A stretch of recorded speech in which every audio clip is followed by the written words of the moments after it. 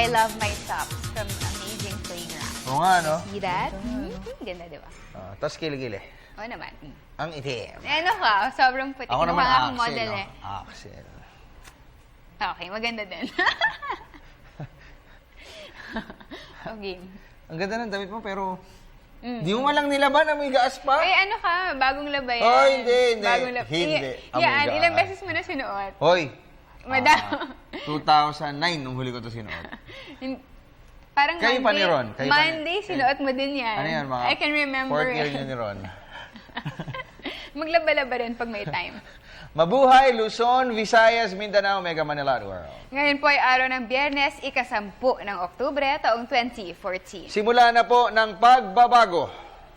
Simula ng pagtahak sa tuwid na landas. Galing ni Meg, the plus, gumaka. Samahan niyo po kami sa susunod na isang oras dito po sa inyong alternatibong newscast sa hapon. Ako po, si Snow Badwa. Siyempre, sa amin kayong nasusunod sa mga balita. Nilalam namin na kahit sa dyaryo, ito yung unang binubuklat. Ako naman po, si Meg Sioson. Chuchu! At ito po ang... Inyong paboritong PTV Sports. Sa ulo ng ating mga nagbabagang sports balita, Pinoy WBO welterweight champion Manny Pacman Pacquiao. Inatasan ni trainer Freddie Roach na mag-focus ng husto sa ensayo para sa title defense kontra American challenger Chris Algieri. Longtime basketball patron Nino Reyes. Malaki ang paniniwalang kayang dominahin ng Team Manila West ng FIBA 3x3 World Tour Finals sa Japan. Pagdinig ng Kongreso sa masaklap na kampanya ng Team Philippines sa Incheon Asian Games. Isinusulong ni Pampanga 1st District Congressman Yeng Yao. Free agent forward Michael Bisley. Pumirma ng kontrata sa Shanghai Sharks ng China Basketball Association o CBA. Defending champion Novak Djokovic. Pasok na sa quarterfinal ng Shanghai Masters sa China. Top-ranked golfer Stacy Lewis. Solo leader sa opening round ng LPGA Malaysia. Yan po yung mga headlines pa lamang. Detalye ng mga nag-uumusok na sports balita. Narito na. Tayo po yung natidirig din ng live sa DCSR Sports Radio 918 sa snowbadwa.com at napapanood worldwide via internet streaming sa www.ptv.ph. Sa boxing, hindi po pabor si trainer Freddie Roach sa plano ni Manny Pacquiao na maglaro sa PBA bago ang title defense kontra American challenger Chris Algieri. Ito'y dahil maaaring malagay sa peligro ng injury ang 35-year-old Sarangani Fighting Pride kapag nakipagsabayan siya sa mga PBA stars sa loob ng hard court. Ang kabuang detalye, iahati ni PTV Sports Senior Correspondent Dennis Principe. Lalaro ko sa piling para ma-inspire yung team. Ito ang statement ni Manny Pacquiao na tila hindi nagustuhan ni Chief Trainer Freddie Roach. Kaya naman kinausap na umano ng masinsina ng American cornerman si Pacman hinggil sa hindi niya pagpawor sa plano ng kanyang prized pupil na maglaro sa PBA isang buwan bago ang title defense kontra American challenger Chris Algieri. Samantala naunawaan naman ng pamunuan ng Kia Sorrento ang sitwasyon ngayon ni Pacquiao. Ayon kay Colombian Autocar Corporation President Gina Rojas Domingo, talagang sa umpisa pa lamang ay batida nila na part-time lamang ang trabaho sa kanila bilang playing coach ni Pacquiao. Sumama naman sa akin si Coach Manny kasi he really wants to live his dream. Passion niya yung basketball, bata pa lang daw. Yun na yung gusto niya gawin kasi napahay niya mag-basketball. Sa panig naman ni PBA Commissioner Chito Salud, hindi sila nagkukulang ng pagpapaalala kay Pacquiao na bigyan ng prioridad ang boxing career. Right after Blackwater and Kia played in Binyan, Manny Pacquiao gave me a call. And we were just chatting and I informed him that they will play again Kia Sorrento and Blackwater A's. We play again October 19 at the Philippine Arena. And he said that, yes, I will be there. I'll be playing for a couple of minutes, 2-3 minutes. And I just told him, please, do not get into it.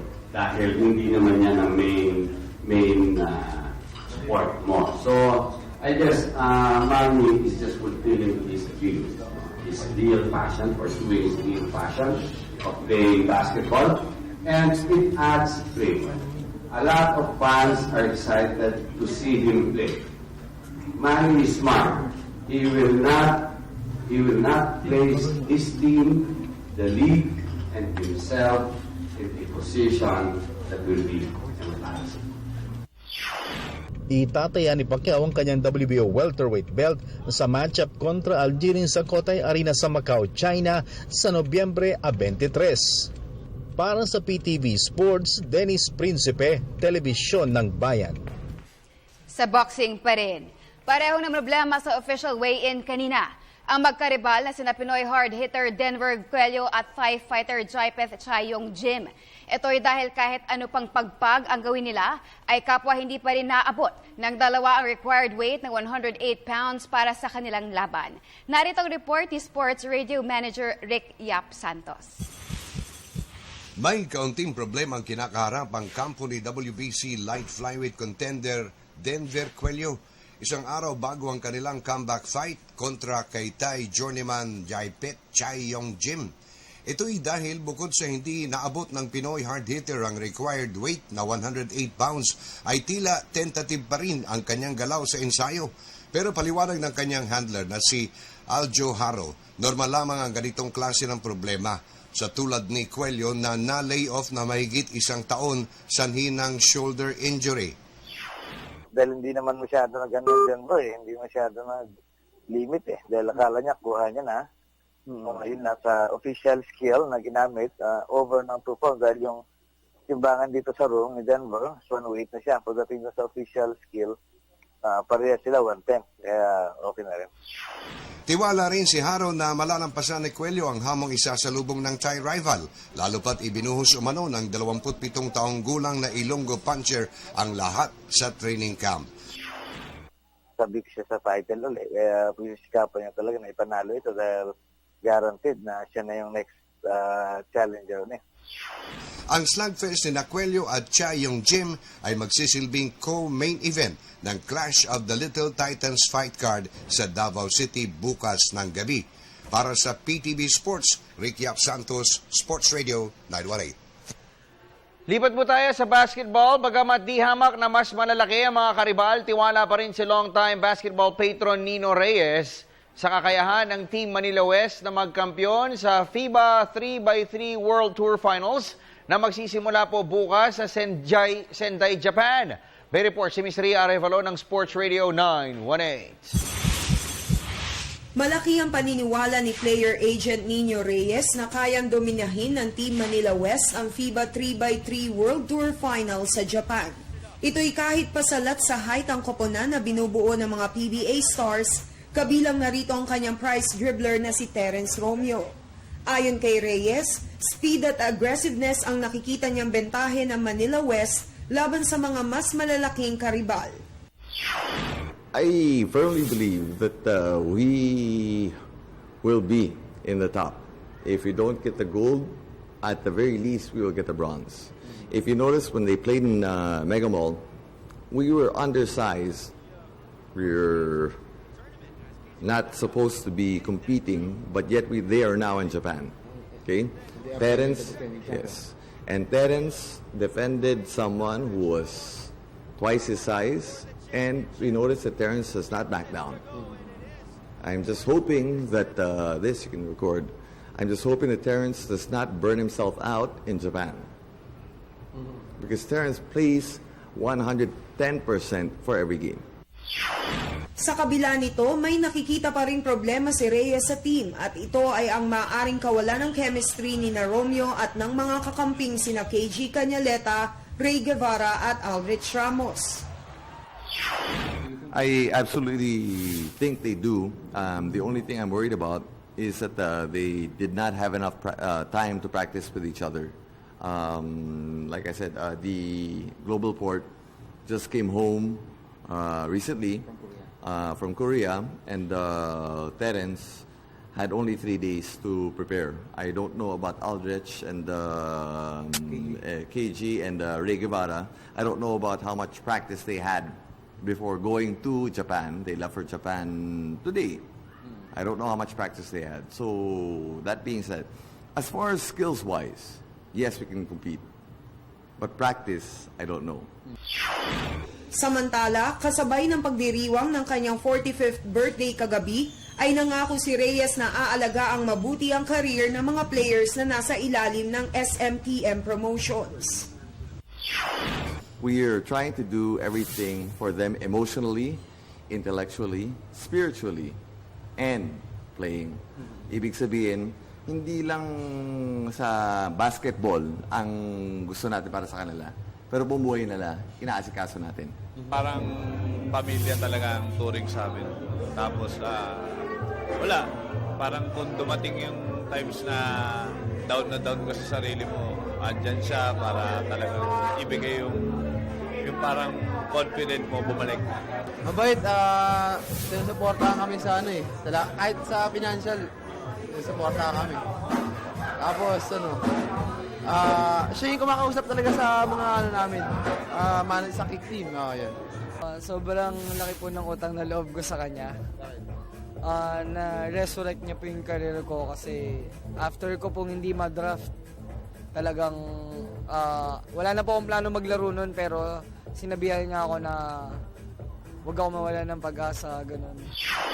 Ang pamilya ni Reyes ay kilalang masugid na taga-suporta ng sports sa bansa. Kabilang narito ang kanyang lolo na si Nicanor Reyes Jr. na founder ng FEU Educational Systems.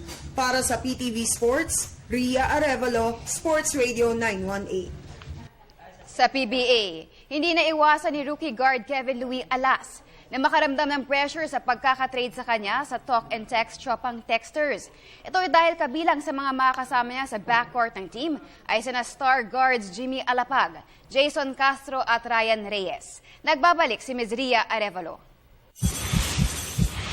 Isang araw matapos na malipat sa talk and text tropang texters, agad na nakaramdam ng pressure si rookie guard Kevin Alas. Ito'y dahil malaki ang posibilidad na punan niya ang pwestong babakantihin ni star point guard Jimmy Alapag, na pansamantalang ibinaba sa reserve list ng team. Yung malaking shoes yun, pero ako naman kung ibigay na role sa akin ni Coach Jong, syempre kailangan kong gampanan yun. Kailangan ko lang maging ready kung ano man ibigay sa aking role. Si Jimmy Alapag, sumbaga, willing ako matuto sa kanya kasi yung since bago pumasok ng PBA, talagang yun yung sa mga pangarap ko maging papunta ka sa Tokenex saka matuto sa kanya. Umaasa rin si Alas na makakapagpakita siya ng maganda sa kanyang rookie season sa Pro League. Lalo pat makakasama rin niya sa backcourt ng Texters sina Jason Castro at Ryan Reyes. Kumbaga, ako ibibigay ko lang yung best ko kasi syempre pag pumunta ka naman sa game na prepared ka, binigay mo yung best mo. I mean, kumbaga wala naman masasabi yung tao sa'yo, then diba? At saka mas malaki chance mong manalo. Si Alas ay itrinade muna ng Rain or Shine Elasto Painters sa NLEX Warriors bago siya napunta sa Talk and Text. Para sa PTV Sports, Ria Arevalo, Sports Radio 918. Babae ba yung isa na yun, Dennis? Babae, no? O tomboy. Samantala, matigas po na pinanindigan naman ng pamunuan ng Blackwater Elite ang naunang deklarasyon na hindi sila farm team ng Manny V. Pangilinan-owned ball clubs. Ito'y kahit pa ilang beses na silang pumasok sa trade agreement, katapat ang Talk and Text Tropan Texters, Meralco Bolts at NLEX Warriors. Narito ang report ni Miss Judith Caringal ng Sports Radio 918. Mariing itinanggi ng Blackwater Elite Management ang ulat na farm team di umano sila ng Manny V. Pangilinan-owned PBA ball clubs. Ayon kay franchise owner Giselle Ducy, sila ang labis na nakinabang sa naganap na trade agreement, katapat ng Talk and Text Tropang Texters at NLEX Warriors. Ito'y dahil malaking bagay umano para sa kanila ang pagkaka-acquire kay veteran slotman Larry Rodriguez na inaasahang sasandalan nila sa loob ng paint. We're trying to get more big men. That's why we got this trade with Talk and Text, and I hope we can get Rodriguez to join our team. Sa panig naman ni Team Governor Siliman C, may sariling kredibilidad na pinoprotektahan ng Ever Bilena franchise na dala-dala nila sa bawat basketball programs na kanilang ipinapatupad. No, we are not. We are very independent in terms of our basketball operation. Of course, there are trade, and the trade is towards the betterment of the team and the league. Nagkataon lang the opportunities that were presented to us were from the MVP group teams. Unang makikitaan ng aksyon ang Blackwater Elite sa season opener sa Philippine Arena sa October 19, katapat ang fellow expansion team na Kia Sorrento. Para sa PTV Sports, Judy Caringal, Sports Radio 918. Sa iba pang balita, dahil sa pagsadsad ng performance ng mga national athletes sa nakalipas na Asian Games, posibleng ipatawag ng Kongreso ang mga top sports leaders ng bansa. At ang nagsusulong ng House Inquiry ay si former national coach at ngayon Pampanga 1st District Congressman Yeng Guiao. Para sa detalye, nagbabalik si Dennis Principe. Nais ni Raynor Shan, head coach at Pampanga Congressman Yeng Guiao, na imbestigahan ang para sa kanya ay hindi magandang medal output ng katatapos na Asian Games sa Incheon, Korea. Ayon kay Guiao, importanteng malaman ng Kongreso ang punot-dulo ng malamyang performance ng Philippine contingent upang masolusyonan ang anumang pagkakamali ng liderato ng sports maging sa mga atleta nito. Si Guiao ay Vice Chairman ng Sports and Youth Development ng kasalukuyang Kongreso. Ayaw din natin maghanap ng sisisihin. We don't want to put any blame on anybody. But I think we have to find out who's responsible. Nagtapos ang Team Philippines ng may isang ginto lamang na naibigay ni BMX rider Danny Caluwag. 3 silvers at 11 bronze medals naman ang kontribusyon ng ibang atleta. Karamihan dito ay contact sports tulad ng boxing, wushu at taekwondo. Noong 2010 edition ng Asiad na ginanap sa Guangzhou, China, 3 golds, 4 silvers at 9 bronze medals ang nakamit ng Philippine team.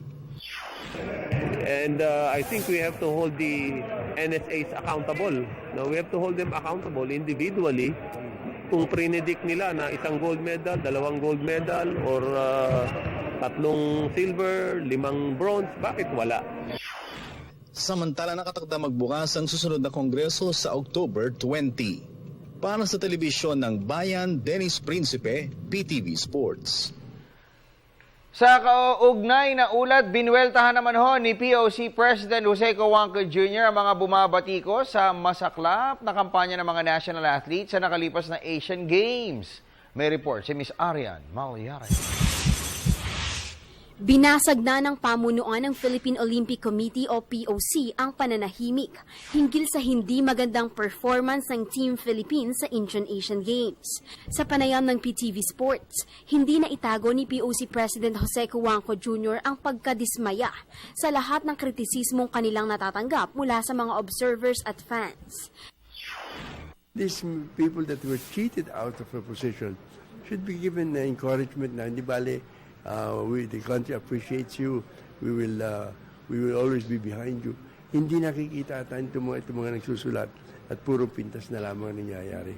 Sana baguhin natin yung sistema gano'n. Gayunpaman, ibinalita ni Cojuangco na masusi na nilang babantayan ang conditioning at training ng mga national athletes para hindi na maulit ang masaklap na nangyari sa 17th Asiad. Naniniwala ang POC chief na masusolusyonan lamang ang problema kung magkakaroon ng training center ang mga atleta.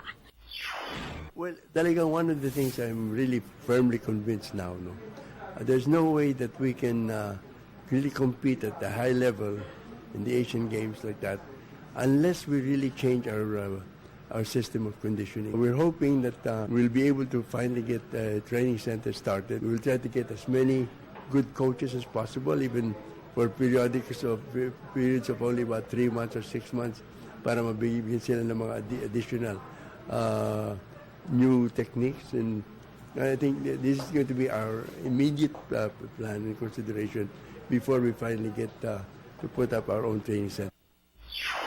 Sa ngayon ay ibinaling na ng mga national athletes ang atensyon sa 2015 Southeast Asian Games, ang pinakamalaking sports spectacle sa ating rehiyon. Para sa PTV Sports, Arian Malyari, Telebisyon ng Bayan. Samantala, ipagpapatuloy naman ng mga national karatekas ang dibdibang training hanggang sa susunod na taon.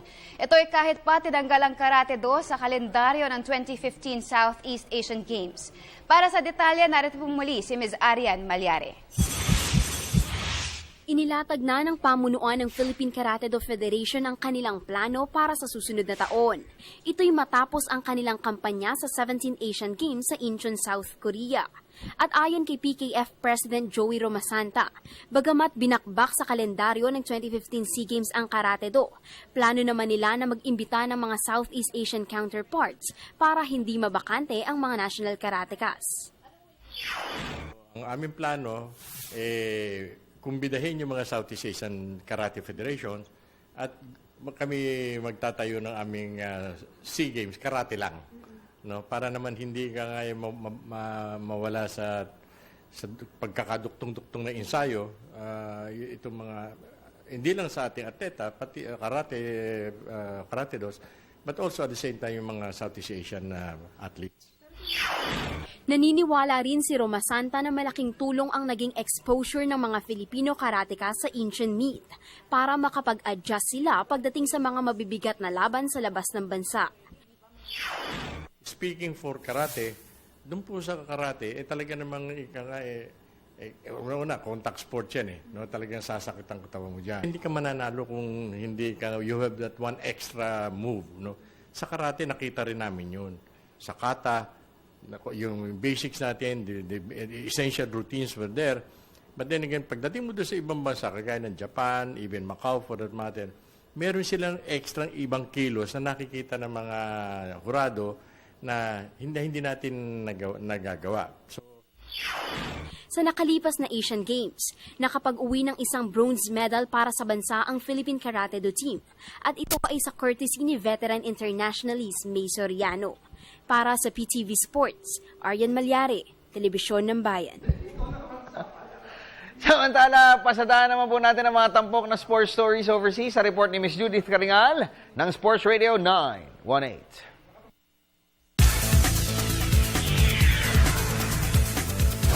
Pansamantalang nilisan ni troubled forward Michael Beasley ang National Basketball Association o NBA.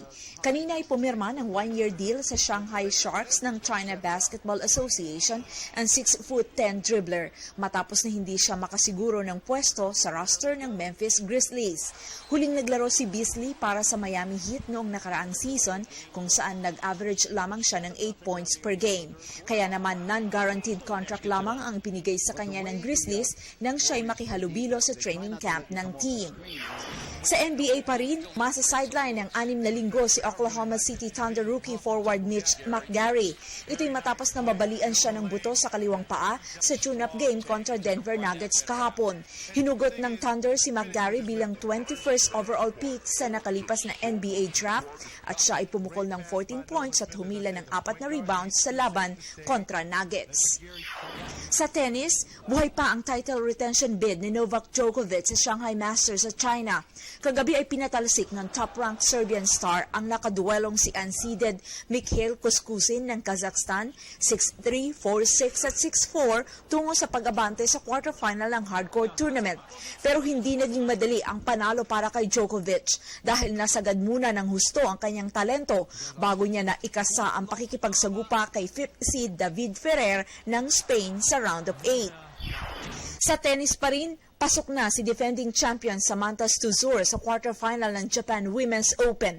Ito'y matapos na magretiro ang kanyang second round opponent na si fellow Australian Jarmila Gustafsova kagabi. Inangkin ni Stosur ang opening set sa pamagitan ng pagdomina sa tiebreaker bago napilitang umatras sa laban si Gustafsova dahil sa dinanas na ankle injury. Ang susunod na makakatapat ni Stosur ay si Yulia Putintseva ng Kazakhstan. At sa golf, inokupa ni world number 1 Stacy Lewis ang solo leadership sa unang araw ng aksyon sa LPGA Malaysia.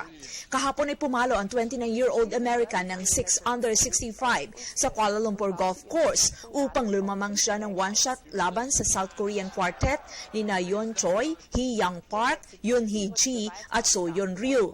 Inagaw ni Lewis ang driver's seat sa pamagitan ng paghataw ng birdie sa 16th hole bago niya isinara ang kanyang round sa pamagitan ng ng pagsalba ng par sa 18th and final green. Target ni Lewis na makasungkit ng pang-12 career LPGA Tour title. Para sa PTV Sports, Judith Caringal, Sports Radio 918.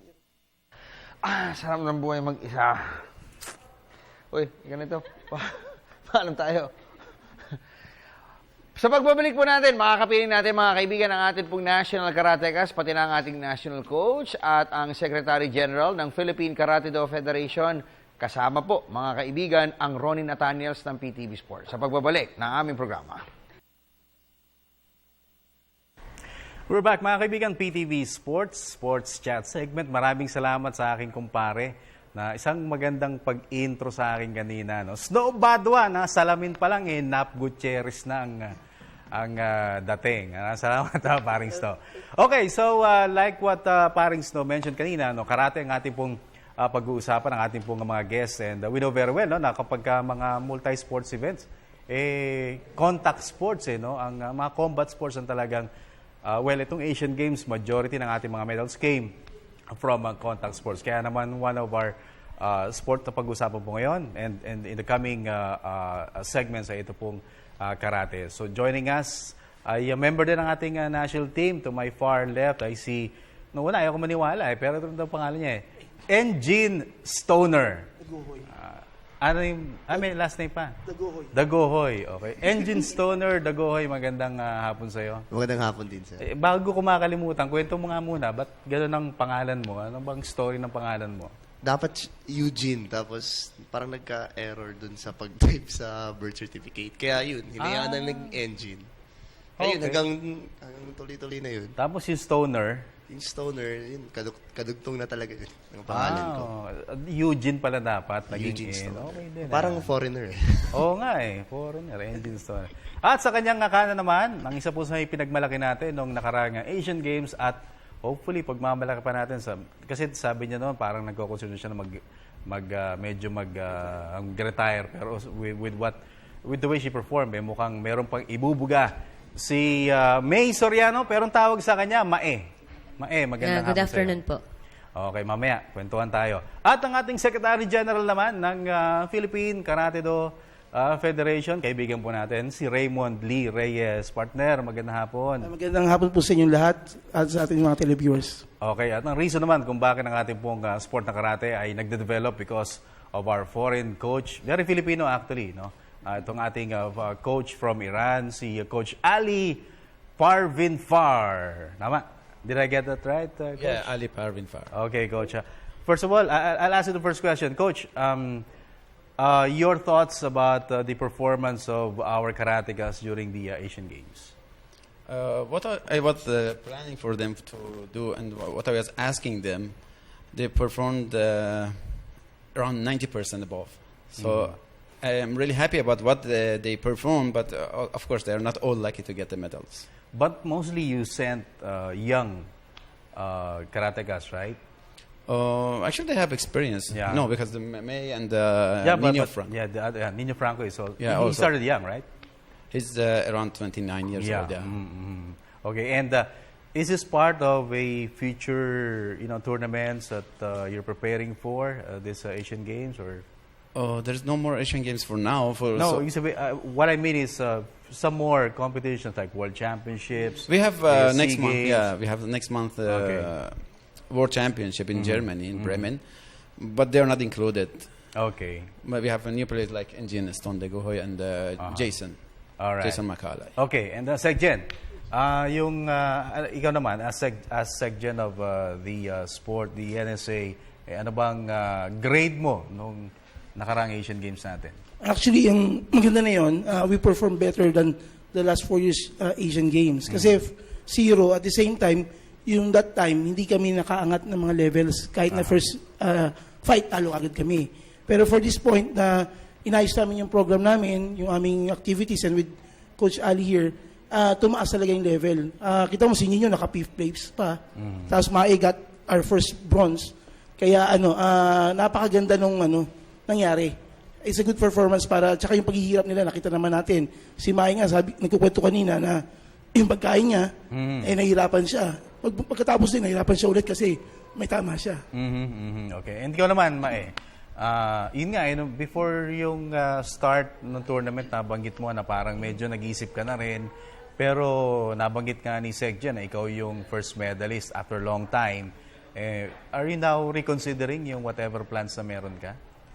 Yun nga po, after ng laro ko, syempre, pinag-isip din nila ako kung itutuloy ko ba. As an officials, nagsabi naman sila na may kaya pa or something, kailangan ko pang tumulong sa team. Kaya siguro, I decided na, sige, muna ako as an athlete ulit. Pero ano ba dapat? Tapos sa Asian Games, After bye-bye ng Asian na? Games, gusto ko na sana mag-retiro.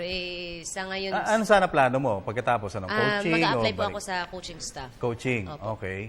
Meron mo playing coach ano? Wala naman. Meron ba dyan?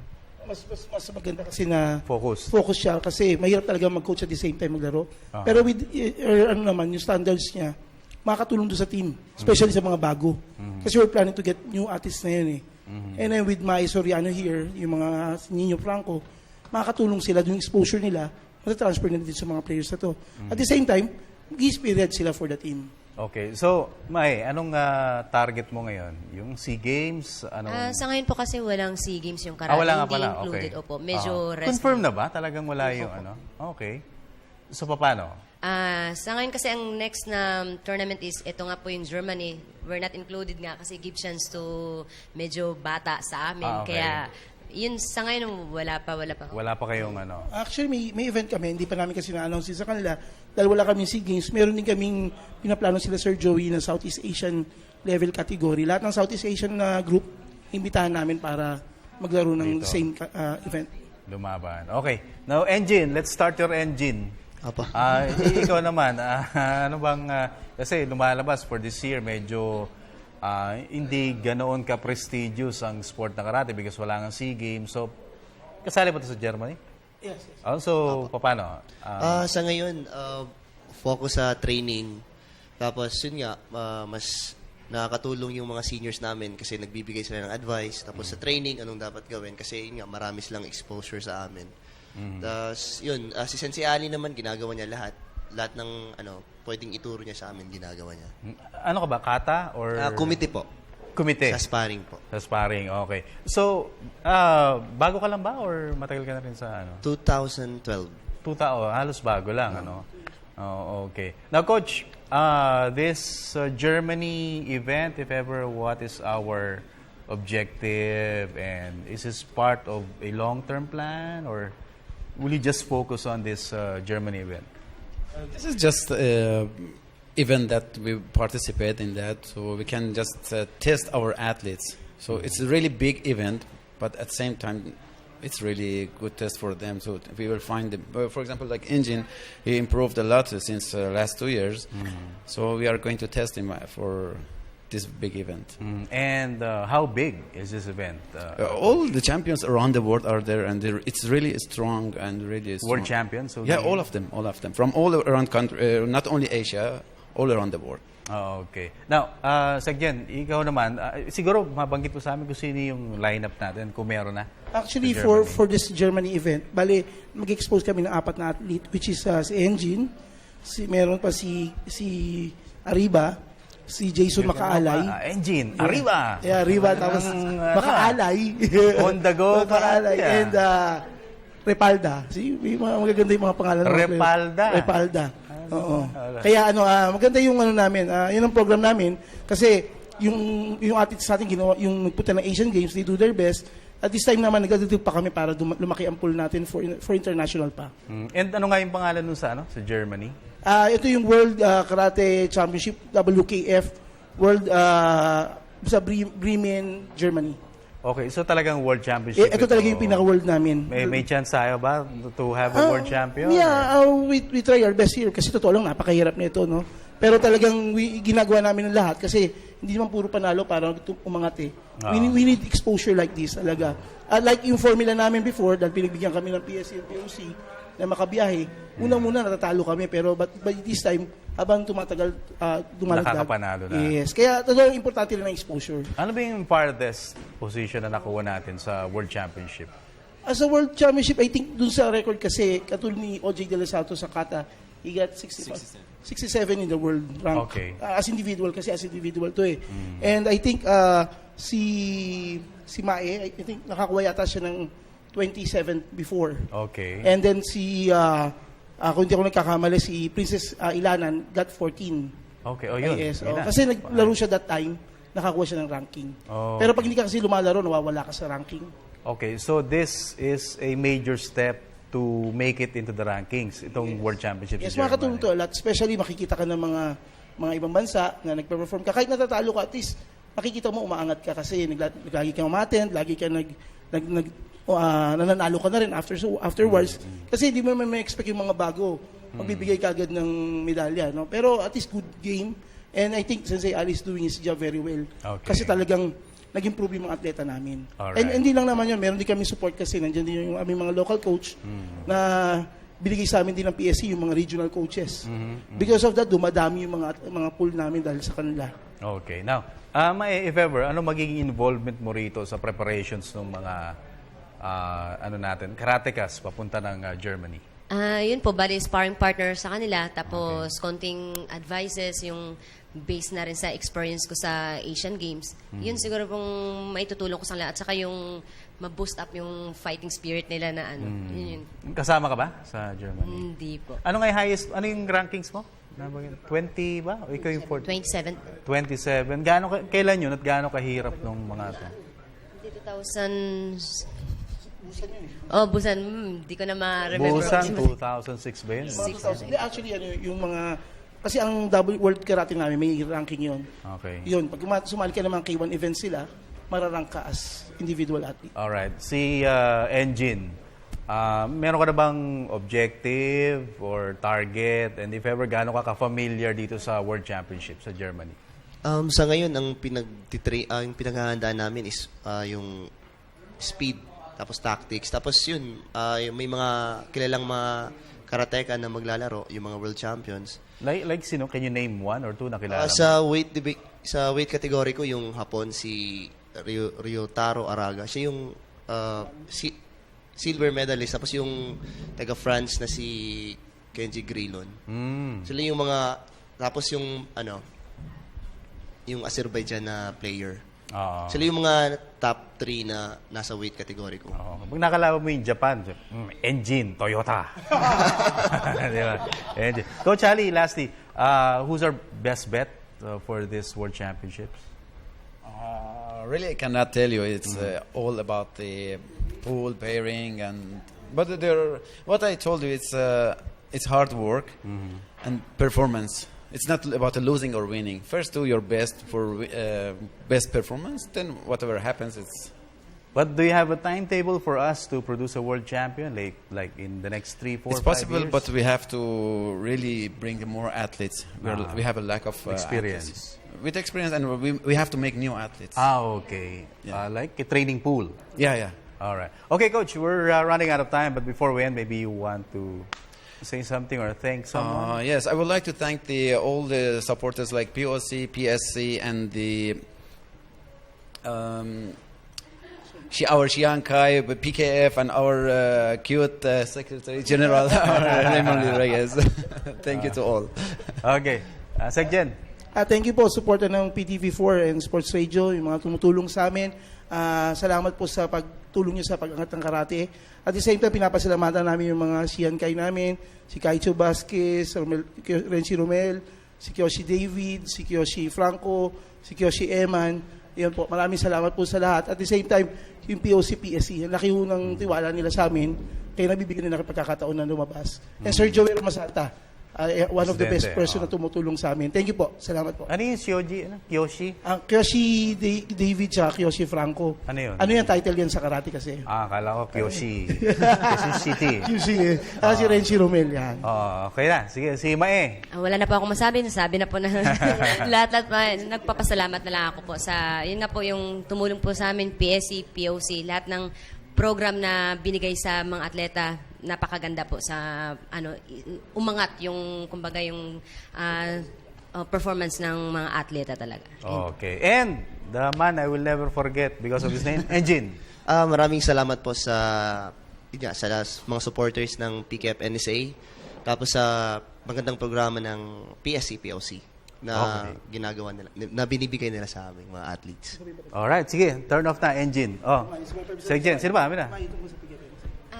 Ayun po, nananawagan po ako sa mga karateka po kasi nga in-encourage po namin na yung maraming mga potential na mga players dyan, if ever po, join po sila sa recognized na federation, PKF NSA Inc. para po yung mga pangarap nila na gustong matupad na maging katulad po sa amin, maabot po nila. Yun lang. Alright, yung mga kaibigan ng ating karate contingent dito po sa Sports Chat, Coach Ali Parvin Far, Segjan, Raymond Lee Reyes, bronze medalist sa Asian Games, Maya Soriano, at hindi niyo makakalimutan si Engine Stoner Dagohoy. More of our program, Sports Chat, o PTV Sports, iChat naman ang ating pong susunod. Diyan lamang po kayo. At nagbabalik ang pinakamalawak na sports newscast sa bansa, ang PTV Sports. Ito. Welcome, Dennis. At ang ganda ng shirt mo, ang dumi-dumi. Hindi ako puno eh. Maniso, salamat ha. Courtesy. Ultimo ito, ini-sponsor. Lumpia. Sinagot ko, pinakain ko sila. Nag-treat si Maniso Badwa. Okay. Ikaw try mo magsalita. Si Meg eh. Siyempre, invite naman natin sila na makipagkwentuhan sa amin. Send your messages and questions via facebook.com/PTV4Sports. Message nyo rin kami via twitter.com/PTV4Sports or ptvsports@mail.ptv.ph.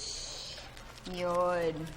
Sige, okay lang yan. Take your time kumain. Aming number naman protocol. And text 0919-447-0600. O, basa na ng mga Facebook messages. Unahin natin ang Facebook. Sabi ni Drexler Roma. Good afternoon, Miss Beautiful Meg, Idol Dennis at Gwapong Sir Snow. Thank you. Magpaparaffle po ba kayo ng ticket sa opening game ng PBA? Ano pong balita sa recovery ni Idol Calvin Abueva? Nakakalaro na po ba siya? At totoo po ba ang balita na pipirma ng kontrata si Ray Allen sa Cavaliers? Salamat and more power sa show nyo, mga sir. Sana mag-extend kayo ng oras. Hehehe. Pahingi po ako ng jersey ni Idol Calvin Abueva. Araw-araw naming tinututukan tong show nyo. Pabati po sa mga kapatid ko, Ken, Lian, and Clyde Iverson Roma. Ayan, November 3 hanggang 8 na tayo ng gabi. Yes. November 3 final na po yan sana ha. Pero mag-isima tayo 7. So, hindi na October 27. Hindi na. November 3 na. Okay. Ano yung tanong niya? May tanong kay Calvin yung injury. Hindi ko na balitaan na na-injure si Calvin. Hindi siya na-injure, kaya lang inoperahan, parang kinayod. Pero naglalaro na siya eh, sa tune-up eh. Yun na, okay na siya. Magpaparaffle ba daw tayo ng ticket for the opening game? Hindi ko lang alam. Para sa mga taga-Cebu. Naparaffle tayo. So, try namin humingi. Sige, kay Kumek. Kaya siguro, total, Brad, Mr. Willie Marshall, 55,000 naman. Ano ba naman yung 5,000 na ticket pamigay natin? Sige, tawagan natin si Boss Will. Ano? Tawagan natin si Boss Will. 1,000? Nakapirma na ba daw ng kontrata si Ray Allen sa Cavaliers? Kasi dinidinay pa ni Ray Allen yan ha. Doon sa last ko na nadinig. Hindi, doon sa nadinig sa nabasa ko. Sa nabasa ko sa tweet niya. Nakalipat si si Paul Pierce. Nakalipat. Nasa Washington. Nangyari. Nakipag-away pa nga kahapon eh. Anyway, sabi naman ni Pai A. Beron, sabi niya, good PM mga idol, sana po gawin ng 2 hours ang show nyo. Boss Will, I miss you! Kumusta ka na? How are you? Okay naman kami ni Dennis. Oo nga nasa TV naman kami ni Dennis saka ni Meg. Boss Will! Boss Will, pwede ba kami maglambing? Yung mga viewers kasi natin nagtatanong, pwede daw ba tayo magparapol ng ticket sa opening? 55,000 naman yun. May sobra ka pang, matitira ka pang 54,998. Ang galing mo talagang on the spot nilagay mo ako sa TV. So, gagawa kami ng paraan. Sige. Sige. Alang-alang sa mga fans natin. Sige. Alang-alang sa inyo ni Dennis Principe. Sige. Talagang kahit kailan, talaga maasa ako kayo. Oo nga. Boss, nasisira na nga to cellphone ko. Alam mo ba yun? Ay, bumili ka. Sabi mo racket eh. Madami kang racket. Boss Will, may tanong sa'yo si Dennis. Hindi, on the spot po. Hindi, Boss, balita ko si Michael Bapper daw mag-a-announce. Sa opening? Sa opening. Hanggang wala pa dito, hindi ko masasabi sa'yo eh. Hanggang wala pa dito at wala pa dito sa araw ng opening natin, hindi ako makaka-check eh. Pero inaya nyo ba? Inaya nyo na? Hindi namin eh. Inaya nyo na? Hindi amin pakulo yun eh. Hindi sa pakulo namin eh. Sa ibang team ang nagpapakulo doon. So, Kia. hindi namin masasabi. Kia ang nag-aaya. Siguro. Ay, Boss Will. Boss Will, planchado na ba yung yung sa mga bases ng mga fans na pupunta sa Philippine Arena? Planchado na ba yun? Inintay lang yung LTFRB kung ano yung kung ano mga requirements kasi yun lang inintay namin sa kanila. Opo. Boss, kung isa saan pa. pwede. Hindi pala pwede sa lahat ng munisipyo at cities eh. Talaga may designated na lugar. Opo. Ito pa si Dennis, boss. Boss, isa pa. Yes, alam ba natin yung kunyari kung magko-commute ako papunta sa Philippine Arena, paano bang biyahe papunta ron? Hindi mo na kailangan mag-commute. Sumabay ka na lang doon sa mga buses na ibibigay ng maiwan o may ano. Oo nga. Okay, so boss, isa pa. Anong oras ang start ng Barako Alaska game dyan? Magsisimula dito ng 6 o'clock, mga 6:30. Boss, andyan si Calvin Abueva, lalaro? Nandito, naka-suit up. Papalabas? Okay. So ipapalabas yan, boss? Kailan ipapalabas yan laro na yan? Sa linggo. TV5. Anong oras, boss? May idea ka na kung anong oras? Sinasabi sa akin 6 or 7 eh. So, hindi ko pa ma-check, pero bandang ganong oras. Pero boss, ang balita ko, libre ang entrance dyan sa Puerto Princesa Coliseum. Sagot daw ng Naked Asia ni Boss JB. Totoo ba yun? Sagot ni Boss JB lahat to. Kaya malaking pasalamat natin kay Boss JB sa tulong ginagawa niya sa mga tao dito at tulong niya ginagawa sa PBA. Oo nga, sayang. Naiwan kami ni Dennis no? Diba, next time sa sa Quezon City bukas, pwede kami ni Dennis. Sa Quezon City, sana makita ko kayo dalawa ni Parin Dennis. Kasi nakita ko lang kayo pag-abroad eh. Hindi totoo yun. Huwag mo itanggi. Pag-abroad ka lang talaga si Parin Dennis. Sige boss, ingat ka dyan Love ka namin. Maraming salamat sa inyo. Thank you, boss. Bukas may larong, Liga ng Bayan? Boss, ang sakay papunta dun sa Philippine Arena, pag galing ka dito sa monumento, may biyahe na Santa Maria, Bulacan. Santa Maria? Oo, bababa ka sa may Governor Halili, may palikunan na kanto doon. May tricycle na ron. Okay. So kung galing ka naman ng norte, yung isa may Doroteo yung Sapang Palay, Santa Maria. Kasi yan dito sa minibus. Dito sa likod ng daan nun pwede ho kayo sa may Balintawak. Alam mo yung Balintawak, may mga Santrans na bus doon. Brad. Liliko ng Marilao yon. Pag liko mo ng Marilao, may duhat. May mga tricycle na doon. Kaya lang medyo mahal kasi medyo malayo pa yung biyahe nun So sa duhat may mga hihinto kayo doon, may tricycle na ron. Dadaan kayo na mahabang parang, paakyat yun, tapos bababa. So yun, papasok kayo sa back gate ng Philippine Arena. Grabe palang biyahe doon, Sigurado sinagot ka nung pinuntahan mo doon. Medyo malayo. Hindi. Doon kasi kapatid ko. Kapatid ko. Tapos yung Hindi sa akin galing. yung mga galing naman sa norte, Brad. Hindi ko alam kung paano kayo magkakaroon ng access. Kunyari, yung mga taga-Baliwag. Mga taga... Hindi, yung mga norte pa. Yung mga taga doon sa may bandang Pulilan. Doon sa may mga bandang San Simon, Pampanga. Kung ikaw man taga-Baliwag. Hindi kasi yung Baliwag Transit may biyahe yan na Brad Lalo na yung mga taga San Simon, Pampanga, San Fernando. Dumadaan yun sa likod, sa may dinadaan ruta ng tour, na cycling. Bababa kayo dun sa... May pa-shuttle naman yung ibang... Libre niya yung shuttle Pero yun naman kasi yung point ni Mr. Marshall. Kung 200 yun, sa'yo na, ilan ang laman ng isa? Basta 10,000 yung ibibiyahe 10,000. Genia. Kunyari... Jamliner po yun. Malamang, sure ball. Saan magsisimula? Sure ball niyan, hindi may mga designated spots daw na pick-up points Pwede bang i-research na lang yan? Doon yung Jamliner dito sa May Cubao. Andun yun. Sure ball. Isang terminal yun. Jamliner? Jamliner. Tapos ang isa pa doon, Meg, yung yung PBA, i-announce nila in the next few days kung saan yung yung mga para daan. Tawa ng tawa. Wala pa bang parking? Wala pa kasi pinapa-finalize. Sabi ni Ma'am Gina, tatawag siya sa akin ewan ko ba kay Gina, hanggang ngayon, di pa tumatawag. Presidente ng Colombian. Gina, hintay ko tago Okay, Sperm Pie, Beron, sabi niya, good PM mga idol, sana po gawin ng 2 hours ang show nyo. Yun. Bitin po kasi pag 1 hour lang. Yung laro po ba ng SMC at Hinebra, ipapalabas po ba sa TV? Kung oo, kailan po kaya at anong oras? Hindi. Salamat po. Pag-greet naman po si Paula, Sadam at Ate Nina. Hindi to Liga ng Bayan? Hindi bahagi ng Liga ng Bayan yan eh. Yung mga bahagi lang po ng Liga ng Bayan, yun pong i-air ng TV5 on a slightly delayed basis. Okay? Ang Liga ng Bayan natin, may mga tapos na tayo, Brad. Marami na tayong mga tapos, ha? So, ang next natin, 2 na lang pala, Brad. 3. Yung Alaska Barako mamaya, sa Puerto Princesa. Meralco, San Miguel. Oo. Sa Blue Eagles Gym bukas. Sa Arneo.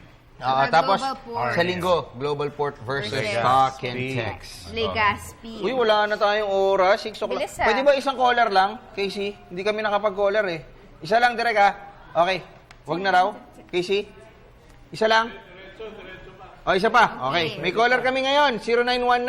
0919-447-0600. Hello? Teka. Ito pala. Dito tayo. Okay. Hindi ko na i-plug.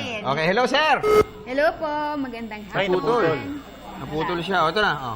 Hello po, magandang hapon, PTV Sports. Hello po. Hi, sino sila? Gilbert Bukol po. Ano?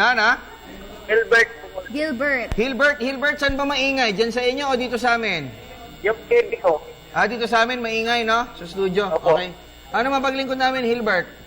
Tanong ko lang po kung nasa kasi Roger Yap. Si Rod, free agent siya, Brad. Free agent.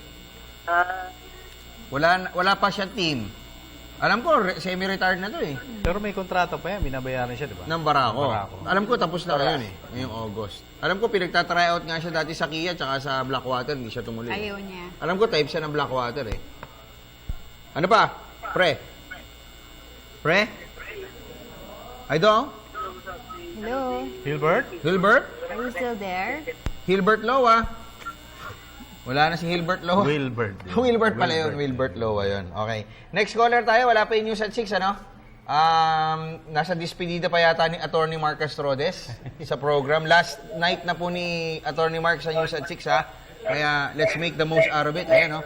Si Attorney Mark at si Casey, magkasilaki lang, ha? Okay, hello? Hello? PTV Sports?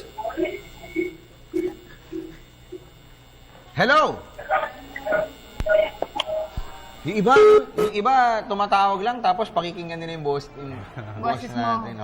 Ito, may caller tayo. Ikaw nga, baka sumagot. Hello po, good afternoon, PTV Sports. Yes, hello. Sino po sila? Hello. Pre, galit ka? Galit ka? Rico? PTV Sports. Hello po. Yes, hello? Puneraria Pass? Hello? From Zamboanga, Sibugay po. Oy, Mr. Sibugay. Kumusta? Mapaglingkod namin. Hello. Hello. You're on air, my friend. Sa TV nakikinig. Sa TV nakikinig. Tanong ko lang po kung... Hello. Tanong mo kung? Anong tanong mo? Hello. Sige, tanong mo na. Dali, bato. Tanong ko lang po kung nasa na si Jana Rigo. Rigo. Ikaw na, Dennis. Wala na. Nasaan si Jana Rigo po? Nasa US na po. Nasa US na siya. Umariba na. Arriba. Umalis na siya. Anong nangyari kasi nun, Brad? Hindi niya nagustuhan yung yung naging tenure niya na last years. Kasi that time nalugi yung Red Bull. Nawala ng pondo. Yung ATM niya, pag wini-withdraw niyang ganon, wala laman. Kaya namalo ng Kaya nabuwisit. Ang gasolinahan niya. Nabuwisit Sige, dati po mga Rico family dito sa Zamboanga, Sibugay po. Ano ba? Dahan-dahan lang, sir. Huwag ka magalit, ha? Alam mo naman kami, cool na cool. Hello? Sir? Sige, dati po ang mga Rico family dito sa Zamboanga, Sibugay. Nasa Zamboanga, Sibugay siya. Ayun, salamat, sir. So, kumusta mo kami dyan, ha? Huwag mo naman maglipat. Manood ka ng news at 6. Last day ni Attorney Mark ngayon. No? Ha? Idol, salamat, Idol. Ako na ipapalit kasi inihon ako na makapartner si Cathy, ha? No? Thank you, ha? No? Salamat, sir. Okay, so yun na po ang last caller natin. Mag-thank you na tayo. Hinohonhang. Ay, sa Cathy. Sabi ni Cathy, no? Sabi ni Cathy, nagtitext sa gano'n nung nalaman niya na inaalagaan na. Sabi ni Cathy, ganun yung hindi ni Cathy. Ganun. Pangmayaman. Okay, mag-thank you na kayo sa mga sponsor niyo, Meg.